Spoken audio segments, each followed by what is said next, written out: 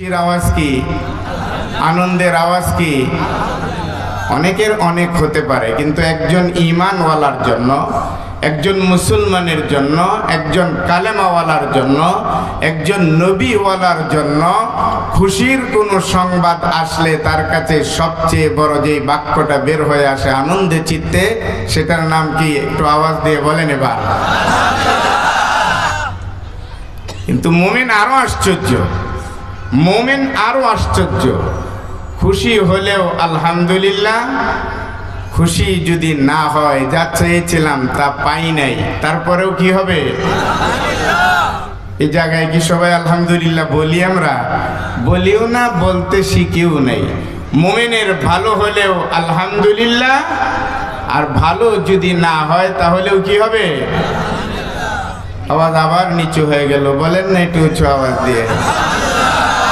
কি এটা বললে কি কোনো আমাদের কমতি হবে? লস হবে? কি হবে? লাভ হবে। কি পরিমাণ লাভ হবে? আল্লাহু আকবার, এটা তো জানা নেই কি পরিমাণ লাভ হবে। এই কোনো মুমিন বান্দা যখন একবার দিল থেকে আলহামদুলিল্লাহ বলে ফেলে, আল্লাহর নবী বলছেন তার জন্য মিজানে যে পাল্লাটা কায়েম করা হবে, এই আলহামদুলিল্লাহ তার মিজানের পাল্লাটাকে ভারী করে দিবে। এবার খুশি হয়ে থাকলে বলেন আলহামদুলিল্লাহ। কি এটার ভিতরে আছে? কি আছে এটার ভিতরে যে এটার এত দাম? এটা বললে মিজানের পাল্লাটা পর্যন্ত আল্লাহ ভারী করে দিন একটা বাক্যের বিনিময়ে। থাকবেই না কেন? যদি নাই বা থাকতো, তাহলে এই পৃথিবীতে সবচেয়ে বড় গ্রন্থ, মহাগ্রন্থ নাম কি বলেন তো? আর একটু জোরে সবাই বলেন কি? এই কোরআনের উপরে কোনো কিতাব নাই। সেই কোরআনের শুরুটা আল্লাহ পাক কি দিয়ে করেছেন? ওমা, আমরা কোরআন আসলে যে জানি না, দুর্বল যে আমরা। কোরআনের শুরুটা কি দিয়ে? কি আমরা কেউই জানি না? বলেন তো দেখি, কি কি দিয়ে শুরু বলেন তো? আবার একজন বলছে বিসমিল্লাহ তো আলাদা পাঠ। কোরআনে কারীম শুরু হয়েছে যেই সূরাটা দিয়ে, সেই সূরার প্রথম শব্দটা কি? আর একটু আওয়াজ দিয়ে বলেন কি? আলহামদুলিল্লাহর এত দাম বিদায়, এত দাম বিদায়, এত মূল্য বিদায়, কোরআনের মতন এত বড় কিতাব, মহাগ্রন্থ আল কোরআন, এটাও রব্বে কারীম শুরু করেছেন আলহামদুলিল্লাহ দিয়ে। আলহামদুলিল্লাহ বলেন আবার। নামাজে আমরা যখন যাই, নামাজ যখন শুরু করি, তখন কি দিয়ে শুরু করি বলেন তো? তাহলে এবার বুঝেন তো যে আলহামদুলিল্লাহর দাম কত বেশি। মাহফিলে আসলে হুজুররা বলেন আলহামদুলিল্লাহ। এ কোন হুজুরের শক্তি আছে যে এখানে অন্য কোন স্লোগান দেওয়াবে? কোন হুজুরের এত পাওয়ার যে আলহামদুলিল্লাহ বাদ দিয়া জয় বাংলার আর জয় সে স্লোগান দেওয়াবে? কোন হুজুরের সাহস আছে? এটা আসেনি কারো? বরং যারা দেওয়াবার চেষ্টা করেছে, এদের মূলোৎপাটন ঘটাবার জন্য বাংলার তৌহিদি জনতা সময়ে সময়ে হুঙ্কার দিয়ে এদেরকে ফেরাউন, হামান, কামানের মতন ধ্বংসস্তূপে নিক্ষেপ করে ফেলেছে। এদের মুমিনের হাতিয়ার হলো আলহামদুলিল্লাহ। বলেন আলহামদুলিল্লাহ। আলহামদুলিল্লাহি রাব্বিল আলামিন। আমি সূরা ইয়াসিন ভালোবাসি, আমি আয়াতুল কুরসিকে ভালোবাসি, আমি সবচেয়ে মহব্বত করি সূরা হাশরের শেষ 3 আয়াত। আমার কাছে সবচেয়ে বড় প্রিয় হচ্ছে সূরা ইখলাস, কুল হুয়াল্লাহু আহাদ। বাবাজিরা একটু খেয়াল করে শুনতে হবে। আমার প্রিয় সূরা শুধু আর রহমান আমার প্রিয় সূরা না, সূরা ইয়াসিন শুধু আমার প্রিয় সূরা না। সূরা ইয়াসিন আল্লাহর প্রিয়, আল্লাহর নবীজির প্রিয়। সূরা আর রহমান এটা আল্লাহর কাছে এত বেশি প্রিয়, জান্নাতের ময়দানে আল্লাহ নিজে পর্যন্ত সূরা আর রহমান তেলাওয়াত করবে।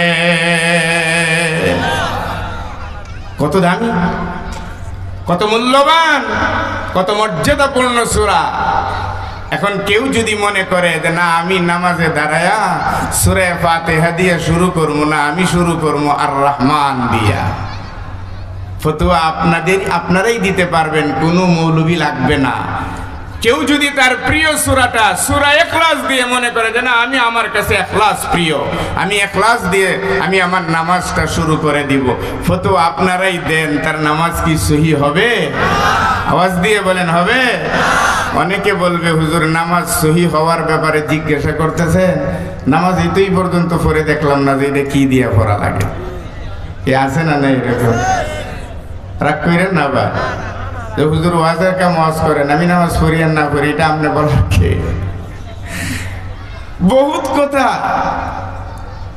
যদি কেউ মনে করে আমার প্রিয় সূরাটা দিয়ে আমি নামাজ শুরু করব, এটা হবে না, নামাজ হবে না। নামাজ যদি শুরু করতে হয় তারতিবের সাথে হয়, নামাজ যদি আল্লাহর রাজি খুশি করার জন্য হয়, তাহলে আল্লাহ তাআলা রাসূলের মাধ্যমে যেই ভাবে শিখাইছেন সেই ভাবেই আমাকে শুরু করতে হবে। কথা বলুন ঠিক কি না? এজন্য আল্লাহ রাব্বুল আলামিন বলেন পুরা গোটা কোরআন আমি আল্লাহর কাছে দামি, শুধু দামি এমনটারে না, আমার বান্দা বান্দিরা রে, তমাম পৃথিবীর মূল্য কত জানি তোদের কাছে দাঁড়ায় আমি জানি না।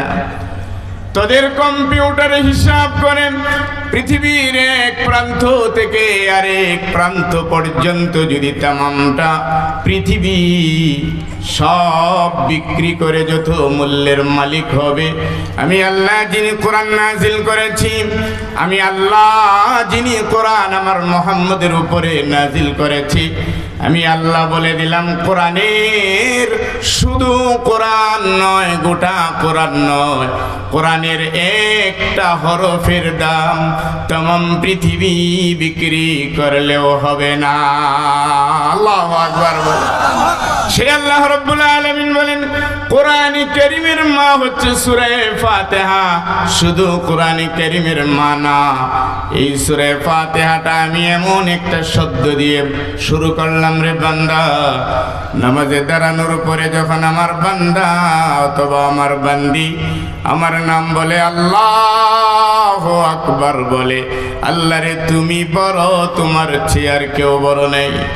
অফিসে ছিলাম, ব্যবসা প্রতিষ্ঠানে ছিলাম, জমিনের ভিতরে চাষাবাদে ছিলাম, যখনই তোমার নাম শুরু হয়ে গেল তখন আমার কাছে তোমার চেয়ে আর কেউ বড় না। ব্যবসা ছেড়ে দিলাম, চাকরি ছেড়ে দিলাম, রাজনীতি ছেড়ে দিলাম, চাষাবাদ চাষা সব কিছু ছেড়ে দিয়ে তোমার বরত্বের নামে এবার আইসা আমি আবারও তোমার বরত্বের ঘোষণা দিয়ে তোমার সামনে দাঁড়িয়ে গেলাম। এইভাবে দাঁড়িয়ে যাওয়ার পরে যখন বান্দা বলে ফেলে আলহামদুলিল্লাহি রাব্বিল আলামিন, আল্লাহু আকবার বলেন না, কেবল আলহামদুলিল্লাহ বান্দা বলে, আল্লাহ তাআলা সঙ্গে সঙ্গে ফেরেশতাদের ডাক দিয়ে বলেন আমার ফেরেশতারা কে রে জমিনের উপরে কোন বান্দা আমার, কোন বান্দি আমার, আমার বরত্বের ঘোষণা দিয়া আমার প্রশংসার বাক্য দিয়ে নামাজ শুরু করে দিল। কে রে আমার প্রশংসা করে? আমি আল্লাহ আমার ইজ্জতের কসমকে তোদের সাক্ষী রেখে বলে দিলাম, আমি আল্লাহ আমার এই বান্দার জীবনের গুনাহগুলি মাফ করে দিলাম, সব মাফ করে দিলাম। কিসের বিনিময়ে? আলহামদুলিল্লাহ। শুরু করলেন কেবল আলহামদুলিল্লাহ রে তো দাম, বান্দাই জমিন থেকে আলহামদুলিল্লাহ বলে, আর আলহামদুলিল্লাহর আওয়াজ আল্লাহ পাকের আরশে আযমের ভিতরে যায় ধাক্কা লাগায়া দেয়। আল্লাহু আকবার বলেন না, সেটা হলো আমার আলহামদুলিল্লাহ। আলহামদুলিল্লাহর তাফসীর করার সময় আমার হবে না, আমার আলোচ্য বিষয়ও সেটা না। আমি আয়াতে কারিমা তেলাওয়াত করেছি একটা, ওয়া ইন তাউদ্দু নি'মাতাল্লাহি লা তুহসুহা ইন্নাল ইনসানা লাযালুমুন কাফফার। আল্লাহু আকবার বলেন একবার। এই আল্লাহ পাকের নিয়ামত আমাদের উপরে কত নিয়ামত, আমরা কি কেউ গুনে গুনে বলতে পারবো? সবাই আওয়াজ দিয়ে বলেন, পারবেন? আল্লাহর কত নিয়ামত আমাদেরকে দিয়েছেন, দিচ্ছেন, দিয়ে যাবেন। কি পরিমাণ, এটার কোনো সীমা, এটার কোনো গণনা কোনো মানুষের হাতে নেই। আমি কথা বলছি, বলুন তো এটা কার দেয়া নেয়ামত? সবাই বলেন না কেন, কার নাম বলছেন? আল্লাহর নাম বলেন না।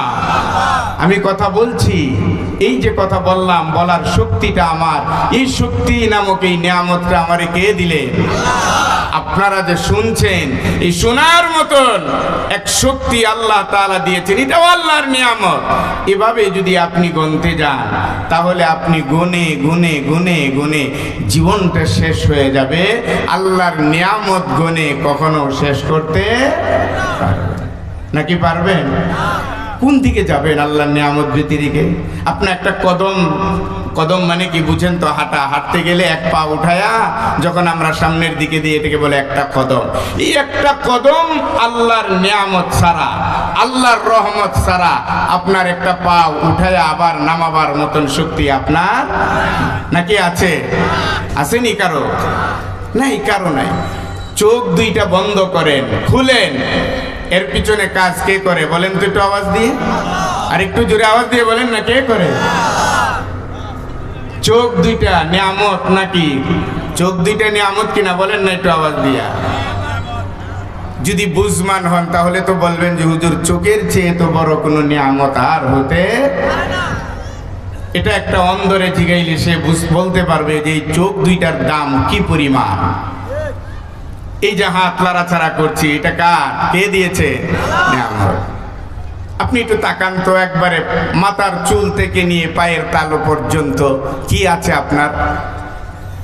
কি আছে আপনার?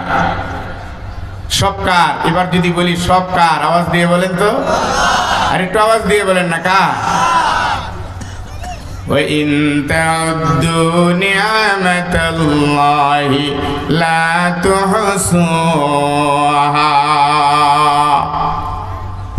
এজন্য আমার আল্লাহ তাআলা বলেন, বান্দারে, পৃথিবীর বাড়িতে বসে জমিনের উপরে যদি আমি আল্লাহর নিয়ামত গণনা শুরু করে দাও, একদিনের নিয়ামত গুনে শেষ করতে পারবে না। একদিন কেন, 1 ঘন্টা বলো, 1 মিনিট যদি আমি আল্লাহর নিয়ামত ছাড়া হয়ে যাও, তাহলে পৃথিবীর জমিনে 1 মিনিট তোমার জন্য বেঁচে থাকা সম্ভব না। 1টা মিনিট না। এত সব নিয়ামতের ভিতরে আজ শুধু একটা নিয়ামতের কথা বলবো। আমাদের ঘরে যেহেতু মহিলা মাদ্রাসার আয়োজনে ওয়াজ, মহিলা মানে ছোট্ট কন্যা সন্তান জন্ম দেয়া লাগবে। যারা ছোট ছোট কন্যা সন্তান হয়ে পৃথিবীর বুকে জন্মায়, এরাই হয়ে যায় জমিনের উপরে একদিন মহিলা। কথা বলুন ঠিক কিনা? আর একটু জোরে বলেন ঠিক কিনা? কন্যা সন্তান এটা নিয়ামত। এটা কি বলেন? সবাই বলেন নাকি? কিন্তু কন্যা সন্তানকে আমরা নিয়ামত অনেক সময় মনে করি না। অনেকেই এরকম আছে, বাড়িতে বিবির বাচ্চা হবে, অনেক বড় আশা, অনেক বড় আশা, অনেক গল্প, অনেক কিছুই করে, অনেক আশা নিয়ে আছে। সন্তান প্রসবের সময়ও হয়ে গেল, সন্তান প্রসবও হয়ে গেল, আপনার কানে খবর দেওয়া হলো যে আপনার ঘরে মেয়ে আসছে। মনটা বেশি একটা ভালো না। আলহামদুলিল্লাহ বলবেন তো দূরের কথা, মনের অবস্থাটাই কি না? এরকম কপাল পোড়া আমাদের জগতে আছে না নাই? একটু আওয়াজ দিয়ে বলেন না, আছে না নাই? এই স্বামী বেচারার দুষ্ট পরের কথা, স্বামীর মা, স্বামীর বাবা, তার মানে হলো যিনি কন্যা সন্তান জন্ম দিলেন তার শ্বশুর এবং শাশুড়ি। আমাদের ঘরে ঘরে, আপনাদের এই ঢাকা গাজীপুরের কথা বলি না, আমি আমার ময়মনসিংহের কথা বলি, দেখছি বৌমা যখন নাকি একটা কন্যা সন্তান ঘরে জন্ম দিছে, তখন একটা মহিলা, শাশুড়িটা মহিলা, তারপরেও সেই মহিলাটার মন ভরে না, নাক ছিটকায়া বলে, আরে কি একটা ঘরে আনলাম, একটা ছেলে জন্ম দিতে পারলো না, একটা মেয়ে জন্ম দিছে। এরকম কপাল পোড়া শাশুড়ি এই জগতে আছে না নাই? একটু আওয়াজ দিয়ে বলেন, আছে না নাই?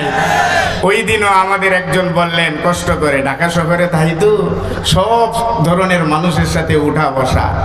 একজন বলল, হুজুর, আমার স্ত্রীর গর্ভে সন্তান হবে, আগে একটা মেয়ে হয়েছে, আমার মা, আমার বাবা, এই মেয়েটা হওয়ার কারণে আমার বউয়ের সাথে সম্পর্কই ভালো না। নাউজুবিল্লাহ, একবার জুড়ে বলে। এখনো সন্তান হবে, 8 মাস চলে, তো এখন তো দেখানি যায়, তামসা আছে না, তামসা আছে, এখন দেখানি যায়। কয় দেখাইলাম কম্পিউটারে তো কইছে এখনো নাকি মেয়ে হবে। তো এখন যদি মেয়ে হয়ে যায় তাহলে আর ঘরেই জায়গা দিবে না। হুজুর একটু দোয়া করেন।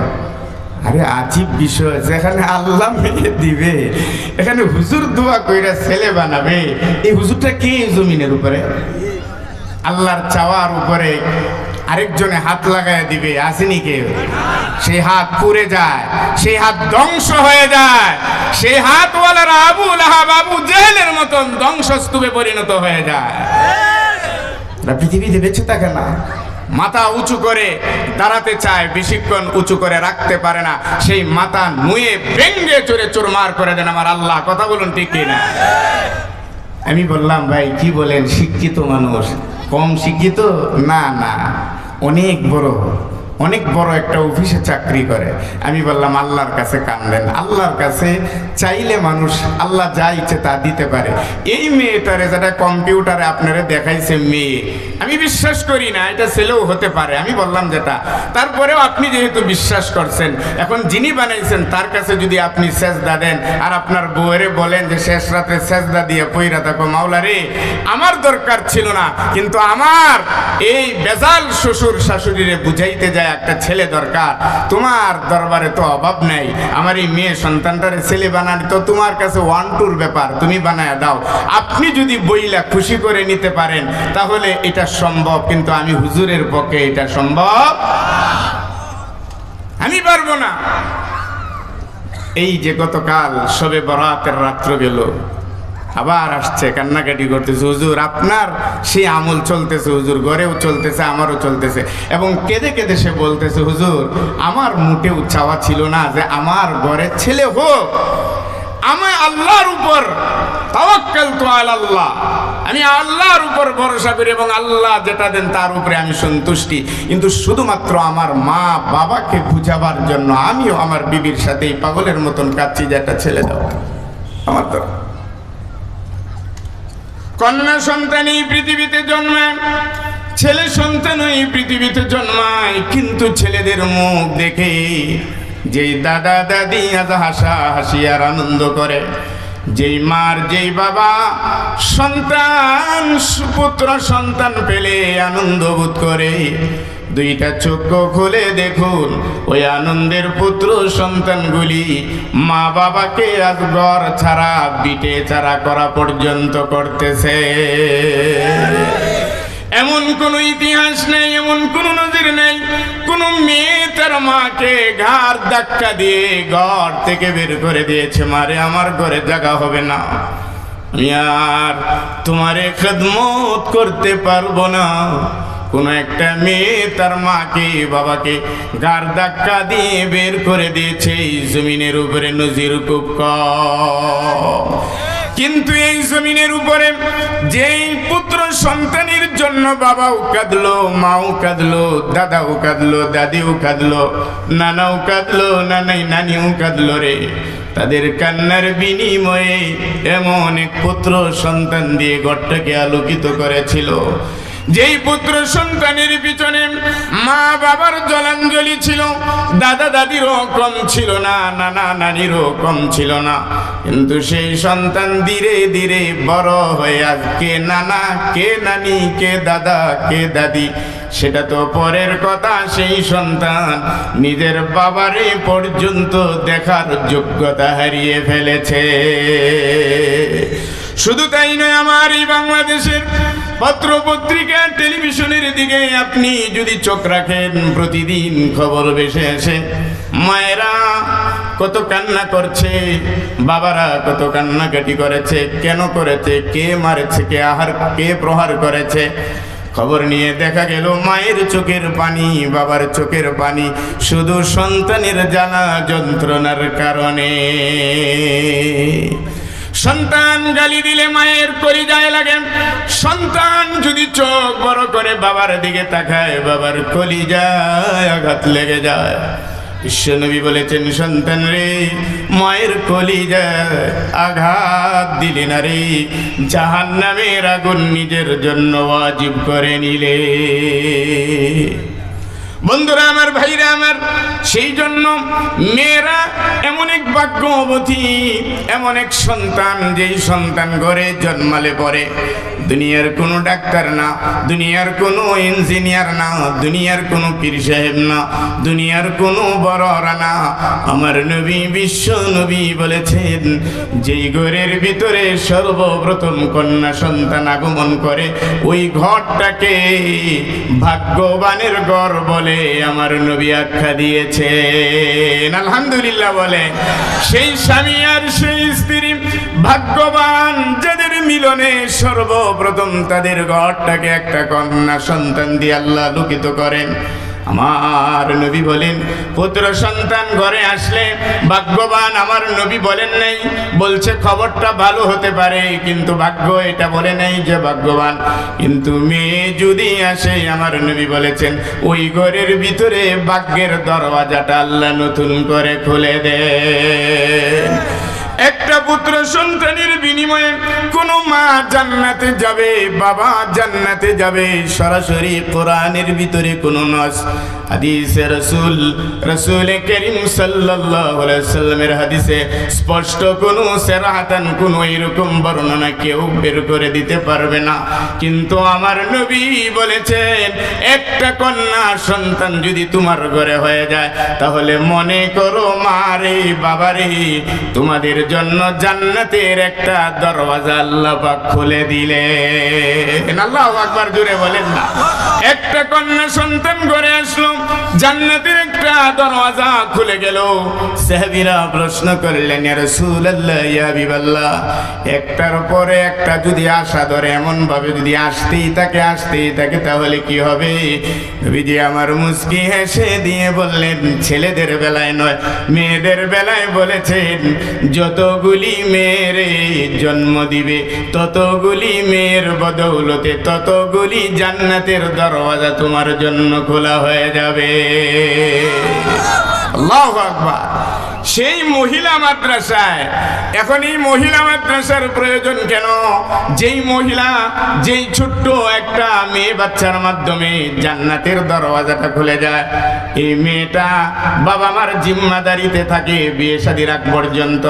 আমার নবী বলেছেন, আমি তো তোদের জান্নাতের দরওয়াজা খোলার কথা বললাম, ঢোকার কথা বলি নাই। ঢুকতে পারবে না, এখনো ঢোকার যোগ্য হয় নাই।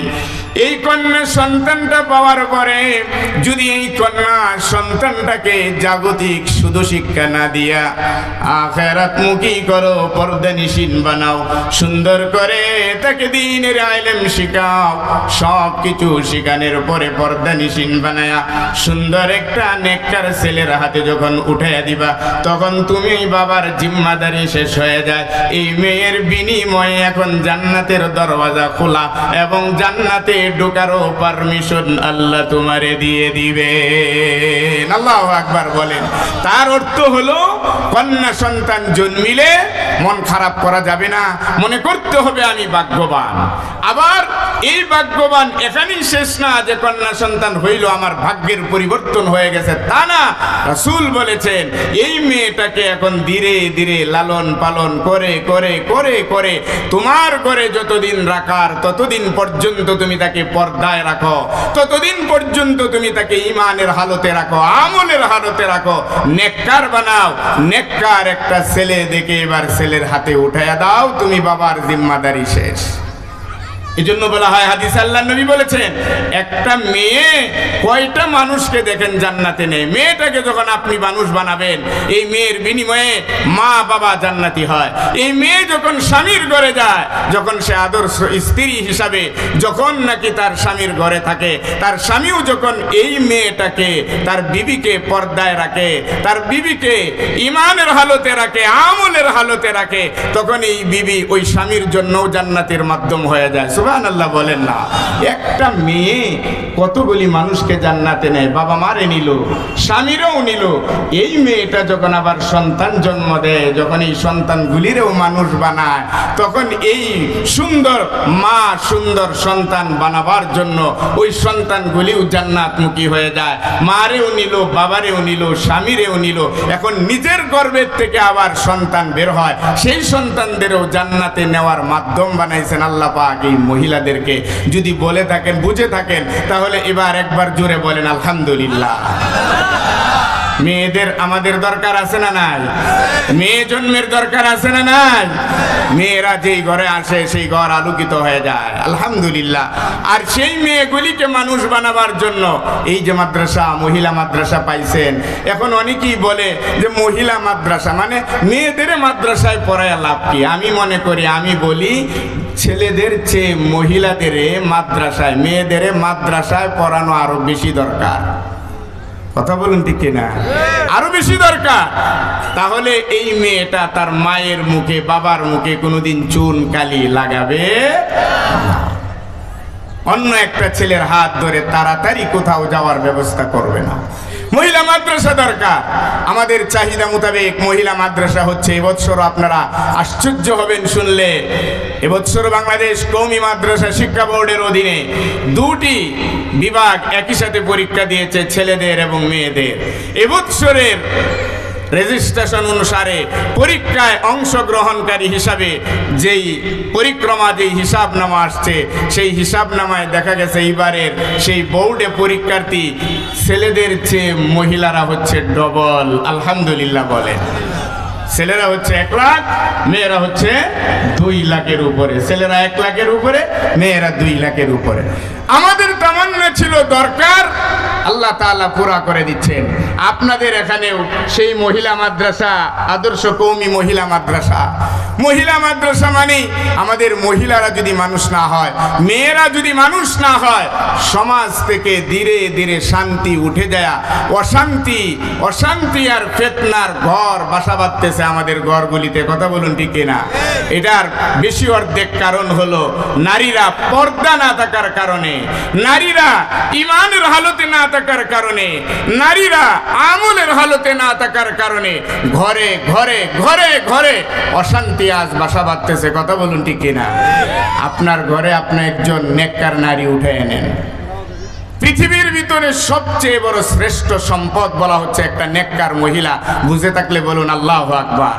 আর একটু জোরে বলুন না আল্লাহু আকবার। আদ-দুনিয়া কুল্লুহা মাতা ওয়া খায়রুল মাতা আল মারআতুস সালিহা।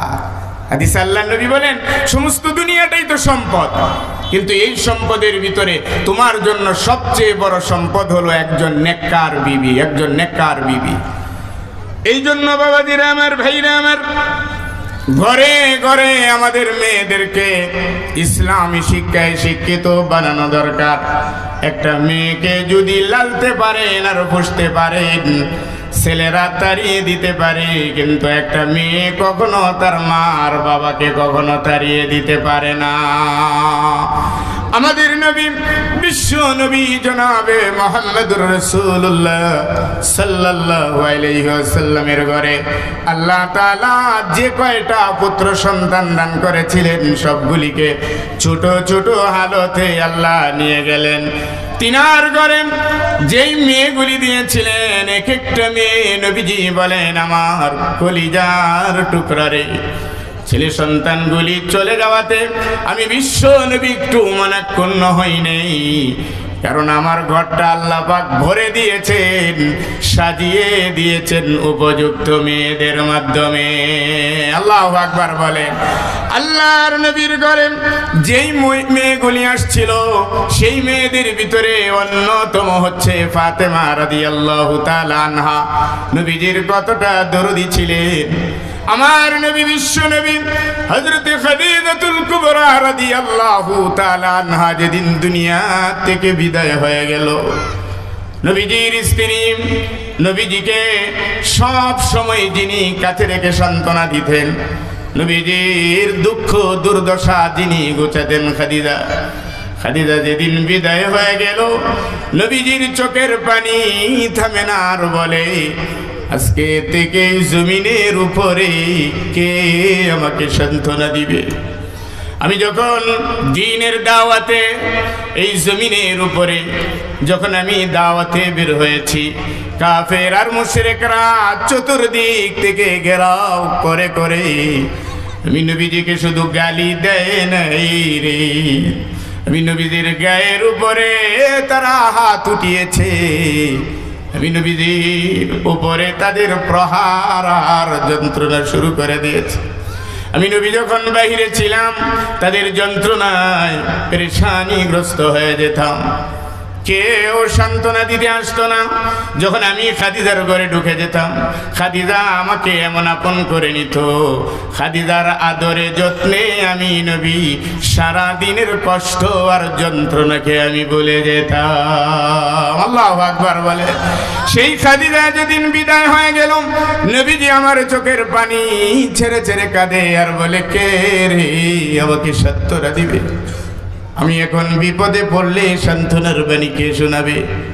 দুনিয়ার কেউ আগায় আসে নাই, দুনিয়ার কেউ নবীজির এই দুঃখের কথাগুলি শুনে নাই।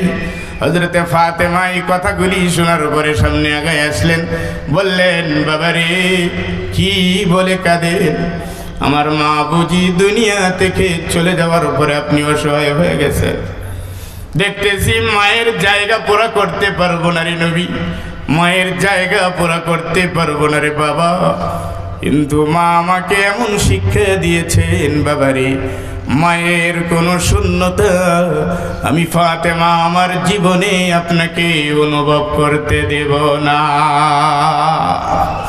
নবীজি ফাতেমার দিকে তাকায়া চোখের পানি ছেড়ে দিলেন, বললেন আরে এই মেয়ে কত বাবা আর ঘরে জন্মিলে বাবা এই মেয়েদের সহ্য করতে পারে না।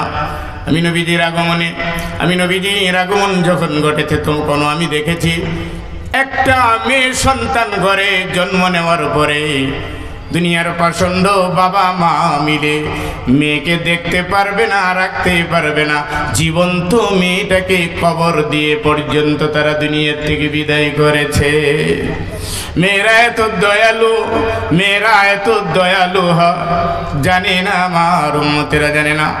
ফাতেমা রে ভুলিয়ে দিলে তোর মায়ের শূন্যতা, তুই কি আসলেই পারবে আমাকে দেখে রাখতে? তুই কি আসলেই পারবে আমাকে সাহস যোগাতে?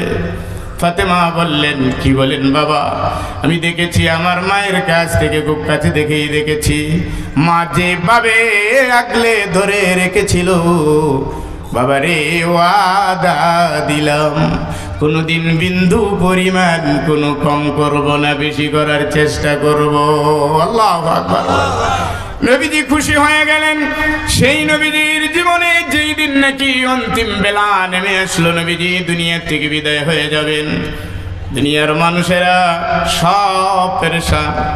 দুনিয়ার এমন কোন মুসলমান নাই, দুনিয়ায় এমন কোন সাহাবী নাই, আল্লাহর বান্দারা নাই রে যাদের চোখে পানি আসে না। নবীজির অবস্থা দেখে সবাই কাঁদে, কিন্তু সব কান্নার ভিতরে ফাতেমার কান্নাটা এমন হয়ে গেল, ফাতেমার ধৈর্যই ধরতে পারে না। বারবার বলে বাবাজি রে কারে বুকে আগলে ধরে আজ থেকে আমি বাঁচব? আপনি তো বলেছিলেন কে আপনাকে সান্ত্বনা দিবে, আমি তো দিলাম।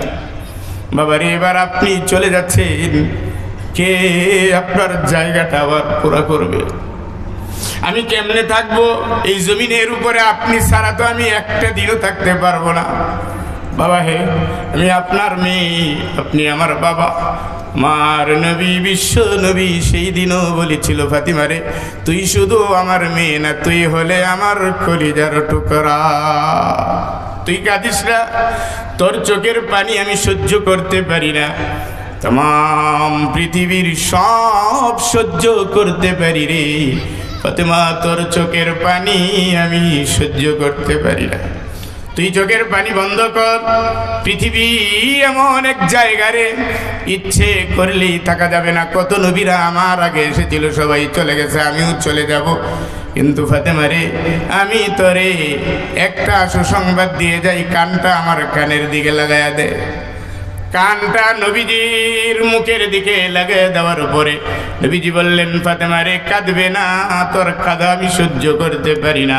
চলে গেলাম রে, ওয়াদা দিয়ে গেলাম, জমিনের নিচে সর্বপ্রথম তুই ফাতেমার সাথে আমার দেখা হয়ে যাবে, সর্বপ্রথম দেখা হবে। ইতিহাসের পাতা খুলে দেখুন, বিশ্ব নবী চলে যাওয়ার পরে এমন কোন দিন নাই রে ফাতেমার চোখে বাবার জন্য পানি আসে না, ফাতেমার চোখে বাবার শূন্যতার কারণে পানি আসে নাই, এমন একটা রাত অতিবাহিত হয় নাই। 6 মাস যেতে না যেতেই ফাতেমা দুনিয়ার থেকে বিদায় হয়ে গেলেন। ফাতেমা দুনিয়ার থেকে বিদায় হওয়া না, বরং আল্লাহর নবীজির সাথে আগে আগে দেখা হয়ে যাওয়া। আল্লাহু আকবার বলে। বন্ধুরা আমার, ভাইরা আমার, ইতিহাসের এই অংশটুকু শুধু সান্ত্বনার উদ্দেশ্য হলো আপনাদের সামনে। মেয়ে হলে মুখটাকে কালো করা যাবে না, মেয়ে হলে কপালটাকে কুচ করা যাবে না, কারণ মেয়েরা হচ্ছে এই পৃথিবীতে ভাগ্যবতী। যদি ওই মেয়েগুলিরে মেয়েদের মতন বানিয়ে যদি অন্যের হাতে উঠে দিতে পারি, আমার নবী ঘোষণা করেন আমলের বিনিময়ে জান্নাতে যাবে। এটা তো পরের কথা, এটা বড় আশা। তুই যদি একটা মেয়ের লালন পালন করে ইসলামী শিক্ষা দিয়ে পর্দার ভিতরে রেখে যদি দুনিয়ার জীবনে রেখে যেতে পারো, তাহলে 2টা ফায়দা। একটা ফায়দা হলো দুনিয়ার সব মানুষগুলি যদি তোরে তাড়াইয়া দেয় আর বিদায় করে দেয়, আল্লাহর কসম রে, ওই মেয়েটা কোনোদিন তার ঘর থেকে তোমাকে তাড়াইয়া দিবে না। দুনিয়ার ফায়দা হলো এটা। আখিরাতের ফায়দা হলো যদি ওই বাবা ওই মা দুনিয়া থেকে চলে যায়, ছেলেরা সময় পায় না, ছেলেরা সময় পায় না। এই যে গতকাল রাত্রটা শাবানের 15তম রাত, শবে বরাতের রাত্র গেছে, কত সন্তান দেখলাম মোবাইলের ভিতরে, টেলিভিশনের ভিতরে এই রাত্রেও সময় কাটা, কিন্তু মেয়েরা ঘরের ভিতরে তেলাওয়াত আর তাসবিহ তাহলিলাত পরে পরে শুধু মায়ের জন্য কাঁদে আর বাবার জন্য কাঁদে। কোনো ঘর বাকি নেই যেই ঘর থেকে একটা মেয়ে তার মারে স্মরণ করে নাই। সন্ধ্যার আগে আগে গতকালকের কথা বলছি, একটা মহিলা দৌড়ে আসলো। আমি তখন মসজিদে, আমার মসজিদের অনুষ্ঠানও ছিল গতকাল। একটা মহিলা এসে বলল, বড় হুজুরকে একটু খবর দেন। বের হইলাম, গেলাম, চোখের পানি দেখলাম যে চোখের পানি অজোরে ঝরছে। হুজুর, আমার মাও নাই, বাবাও নাই, গত শবে বরাত একই সাথে ছিলাম, আজ তারা নাই। হুজুর একটু দোয়া চাই, একটু দোয়া করবেন আমার মায়ের জন্য, বাবার জন্য। আমি চিন্তা করে দেখলাম সারাটা দিন গেল, কত কিছু গেল, কত মানুষ, কত ছেলেরা সময়ই পায় না।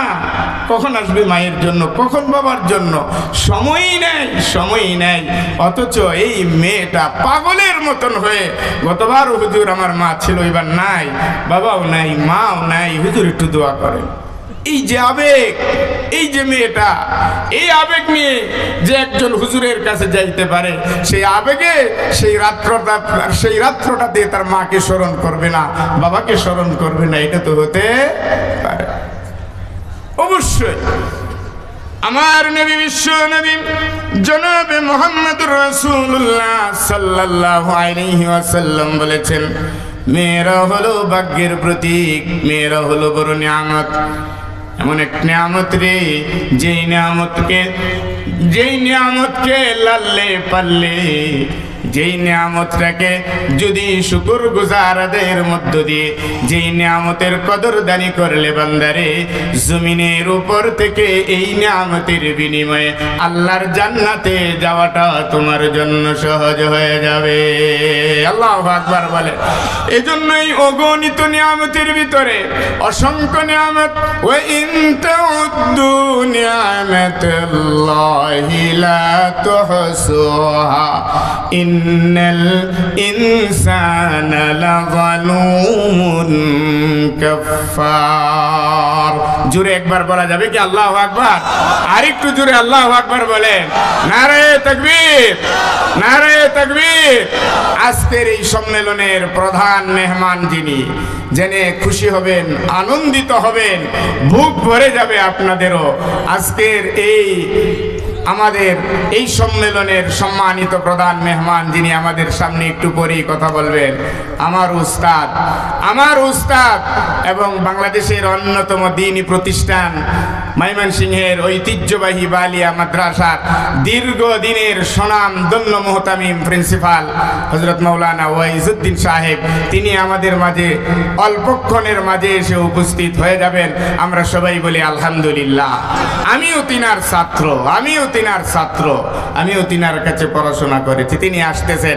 আমি আমার কথাকে আর দীর্ঘায়িত করব না, লম্বা করব না। আল্লাহ তাআলা আমাদেরকে এই কথা বলার পরে যে বলছেন নিয়ামতের শেষ নাই, কত নিয়ামত তোমারে দিছি, গুনে গুনে তুমি এগুলি বের করতে পারবে না, কিন্তু তুমি জালেম। ইন্নাল ইনসানা লাযালুমুন কাফফার। আল্লাহ পাক বলেন এত নিয়ামত ভোগের পরেও এগুলি জালেম, এগুলি কুফরি করে, জালিমি করে, আমি আল্লাহর সাথে বেঈমানি করে। এত নিয়ামতের পরেও মানুষকে আল্লাহ পাক যত নিয়ামত দিয়েছেন, অন্য কোনো প্রাণীকে এত নিয়ামত আর দেন নাই। জোরে একবার বলুন আল্লাহু আকবার। কত নিয়ামতের কথা বলতে পারবো না, শুধু এতটুকু বলতে পারি, আল্লাহর নিয়ামত সারা, বক্ষণ করা সারা, গ্রহণ করা সারা একটা মানুষের পক্ষে একটা ঘন্টায় জমিনের উপরে জীবিত থাকা সম্ভব না। কথা বলুন ঠিক কিনা? এই যে শ্বাস ছাড়ছি আর নিচ্ছি, এটা একটা বড় নিয়ামত। এই যে আগে পরে খানা খাবেন, এই খানাটা এটা একটা নিয়ামত। খানাটা পাইলেই যে খানাটা শুরু করে দেই, খানাটা শেষ পর্যন্ত খাওয়ার তৌফিকও যে আল্লাহ তাআলা দেন, এটাও একটা বড় নিয়ামত। আর কি নিয়ামতের কথা বল, নিয়ামতে ভরপুর, নিয়ামতের চাদর আমাদের উপর বিছিয়ে রেখেছেন। আর বলছেন নিয়ামতের কদর কর, বাড়াইয়া দিব। আর যদি না করস, লাইন শাকারতুম লাযিদান্নাকুম ওয়ালাইন কাফারতুম ইন্না আযাবি লাশাদীদ। আল্লাহু আকবার বলেন না। নিয়ামতের শুকর আদায় করবে তো নিয়ামত বাড়াইয়া দিব, নিয়ামতের শুকর আদায় করবে না, নিয়ামত কমায়া দিব, আর শাস্তি তোর জন্য অপেক্ষা করছে। এই জন্য ভাইরা আমার, আমি আমার আলোচনা আর দীর্ঘায়িত করব না। যেহেতু মহিলাদের সম্পর্কে, মহিলারা, মা বোনেরা, মেয়ে সন্তানেরা, কন্যা সন্তানেরা আমাদের জন্য নিয়ামত, আমরা এদেরকে নিয়ামত মনে করব। আর বিশেষ করে মা বোনেরা যারা শুনছেন, মা বোনেরা, আপনাদেরকে আল্লাহ এবং আল্লাহর রাসূল যথেষ্ট পরিমাণে ইজ্জত এই জমিনের উপরে দিয়েছে। আপনারা কোরআন এবং হাদিস মোতাবেক যেই ইজ্জত আর মর্যাদা আল্লাহ দিয়েছে, সেই ইজ্জত আর মর্যাদার ভিতরেই আপনারা সীমাবদ্ধ থাকুন। কিছু প্রগতিশীল দুনিয়াবিদরা সম অধিকারের নামে, পুরুষ এবং নারী সম অধিকারের নামে যারা মহিলাদেরকে রাস্তায় নামায়, ঘর থেকে রাস্তায় নামায়, পর্দার থেকে বাহিরে নিয়ে আসে, সম অধিকারের নামে এরা আপনাদের কোনোদিন বন্ধু হতে পারে না। এরা হলো আপনাদের চির দুশমন। কথা বলুন ঠিক কিনা? আপনাদেরকে চলতে হবে, আপনাদেরকে পথ অবলম্বন করতে হবে, আপনাদেরকে মানতে হবে। যেই জায়গায় আল্লাহ আপনাদেরকে সম্মানের জায়গায় রেখেছেন, যেই জায়গায় নবী মুহাম্মদ সাল্লাল্লাহু আলাইহি সাল্লাম সম্মানের জায়গায় রেখেছেন, সেই জায়গায় থাকুন। সেই জায়গায় থেকে থেকে আল্লাহর রাসূলকে মানতে থাকুন। জান্নাতের পথ সুগম হবে, পরিবারের শান্তির পথ সুগম হবে। প্রত্যেকটা পরিবারের শান্তির ফয়সালা নির্ভর করে মহিলাদের উপরে। এজন্য মা বোনেরা আমার, ঘরে ঘরে টেলিভিশনের প্রতিযোগিতা নয়, ঘরে ঘরে টেলিভিশনের প্রতিযোগিতা নয়, ঘরে ঘরে প্রতিযোগিতা হোক। কার ঘরে নামাজের জায়গাটা কত সুন্দর, কার ঘরে প্রতিদিন নিয়মিত নামাজগুলি ওয়াক্ত মতো আদায় করা হচ্ছে, সেই প্রতিযোগিতায় নামুন। কথা বলুন ঠিক কিনা? টেলিভিশনের প্রতিযোগিতায় আমাদেরকে ধ্বংস করে দিয়েছে, একেবারে ধ্বংস। বলবেন যে হুজুর আপনি টেলিভিশনের হুজুর, আপনি টেলিভিশনের বিরুদ্ধে কথা কন, তাহলে এটা কি হইল? স্বজাতির বিরুদ্ধে যুদ্ধ ঘোষণা করা হইল। যে না টেলিভিশনের হুজুর হইলে কি হবে, তাই বলে টেলিভিশন জায়েজ হালাল এই ফতোয়া দিয়া যাওয়া আমার পক্ষে সম্ভব না। আমরা হুজুররা যাই যে অন্তত টেলিভিশনের 24 ঘন্টা পসাগান্দা সময়ের ভিতরে অন্তত 10টা মিনিট যেন কোরআনের একটা ছোঁয়া পায় যায়। কিন্তু দুর্ভাগ্য, এই জাতির দুর্ভাগ্য, আমি দেখেছি তো এই জাতির দুর্ভাগ্য, টেলিভিশনে যখন আমাদের মতন হুজুররা পর্দায় হঠাৎ করে ভেসে উঠে যে কোরআন তেলাওয়াত করবে অথবা কোরআনের তাফসীর করবে, কিসের পুরুষ মহিলারা পর্যন্ত এটা ফট করে বন্ধ করে দেয়। এই তো হুজুর দেখবার লাগি টেলিভিশন খুলছি, কথা বলেন না কেন? হুজুর দেখবার লাগি টেলিভিশন খুলছি, হুজুর তো রুটে ঘাটে দেখা যায়, হুজুর তো ওয়াজ মাহফিলে আসে ওয়াজ করে। আমার মতন মৌলবীরা যা একটা আশা ভরসা নিয়ে যে অন্তত কিছুটা সময় হলেও এখানে কোরআনের তেলাওয়াত শুনো, কিন্তু আমার মতন হুজুররা যখন টেলিভিশনে, তখন টেলিভিশনের কপাল পোড়াই, টেলিভিশন আর চলে না, এটা সুইচ দিয়ে বন্ধ করে দিয়ে। তারপরেও চলছে, চলবে ময়দানে সর্বত্র সব জায়গায়। যেহেতু নবী আর আসবে না, এ নবীর ওয়ারিস উলামায়ে কেরামদের এই জিম্মাদারি, যেখানে যাইতে হয় সেখানেই যায়া এই দ্বীনের প্রচার করা। এই যে মহিলা মাদ্রাসা যে হুজুররা দিলেন, জানি না কতটা যত্নে সযত্নে আপনাদের কাছে আছেন। আজকাল এই মাদ্রাসাগুলি নিয়েও কি নাক সিটকানি কম আছে? ঘরে ঘরে মাদ্রাসা কেন, রুডে রুডে মাদ্রাসা কেন, বাজারে বাজারে মাদ্রাসা কেন? আরে বাবা রে বাবা, কি এক শুরু হয়ে যায়। মাদ্রাসা যেন তার মাথার যন্ত্রণা পুরাটাই, কথা বলুন ঠিক কিনা? আপনাদের সমাজে আছে কিনা জানি না, কিন্তু আমার কথা হলো ঘরে ঘরে, পাড়ায় পাড়ায়, রুডে গাড়ে, বাজারে বাজারে মাদ্রাসা হচ্ছে বিদায় এখনো কিছুটা দিন, কিছুটা ইসলাম এই জমিনের উপরে টিকে আছে। এইগুলিরে যদি যুদ্ধ জেহাদ করে মাদ্রাসা বন্ধ করেন, উলামায়ে কেরামদের আলোচনা বন্ধ করেন, মসজিদের খুতবায় হক কথা বন্ধ করে দেন, ইসলাম বাংলার জমিনে বেশি দিন টিকায় রাখতে পারবেন না। মদিনার ইসলাম মদিনায় বিদায় নিয়ে চলে যাবে, কথা বলুন ঠিক না? এই জন্য হিম্মত নিয়ে, সাহস নিয়ে আপনার সমাজের, আপনার মসজিদের খতিবের পিঠে হাত দিয়ে বলুন, হুজুর কোরআনের কথা বলেন, রাসূলের কথা বলেন, হাদিস থেকে কথা বলেন, কোরআনের কথা বলেন। কোরআন যেটা বলবে, হাদিস যেটা বলবে সেটাই বলেন। কিছু যদি হয় তাহলে দেখবো আমরা সেই হিম্মত আর সাহস মাদ্রাসাওয়ালাদের, খতিবদের, ইমামদের ভরপুর ভাবে দেন। ইসলাম এবং দ্বীনের দাওয়াত কিছুটা হলেও প্রচার প্রসার থাকবে। বন্ধ হয়ে গেলে বাবা জীবন শেষ হয়ে যাবে, সর্বনাশ হয়ে যাবে আমাদের। কথা আর দীর্ঘায়িত করব না, যেহেতু পরবর্তী যিনি আলোচনা করবেন তিনি আসছেন, আর রাতও 11টার কাটায় চলে গেছে। আমাদেরকে ঘুমাতে হবে, আমরা খেটে খাওয়া মানুষ, আগামী দিন আবার কর্ম করতে হবে, সেজন্য দীর্ঘ রাতও করা যাবে না। যতটুকু আলোচনা আপনাদের সামনে করার সুযোগ হয়েছে আমি আমার আলোচনা পেশ করেছি। যদি কেউ মনে করেন আমলের দরকার, পায়ে ধরে বলবো আমল লাগান। নিজের ঘরের মেয়েটাকে পর্দানিসীন বানান, বউকে পর্দানিসীন বানান, কন্যা সন্তানটাকে দিনমুখী করে দ্বীনের শিক্ষা দিয়ে জান্নাতের একটা মাধ্যম বানান। আর যদি কেউ কথাবার্তায় কষ্ট পায়া থাকেন, আল্লাহর হস্তে আমাকে ক্ষমা করে দেবেন। হুজুররা যারা আছেন মাদ্রাসা মসজিদে, তাদের সাথে থাকুন সেই প্রত্যাশাই করি। সময়ে সুযোগে আবারও যদি কোনোদিন কোনো সময়ের জন্য সাক্ষাৎ হয়ে যায়, সেই দিন হয়তো আবারও কথা হবে অন্য কোনো বিষয়ে। সে পর্যন্ত সবাই ভালো থাকুন, সুস্থ থাকুন, সুন্দর থাকুন, ইমানের হালতে থাকুন, যেখানেই থাকুন আল্লাহ এবং আল্লাহর রাসূলকে নিয়ে থাকুন। সে প্রত্যাশায়, সে কামনায় আমি আমার আলোচনার ইতি টানছি। ওমা আলাইনা ইল্লাল বালাগ। আসসালামু আলাইকুম ওয়া রাহমাতুল্লাহি ওয়া বারাকাতুহু।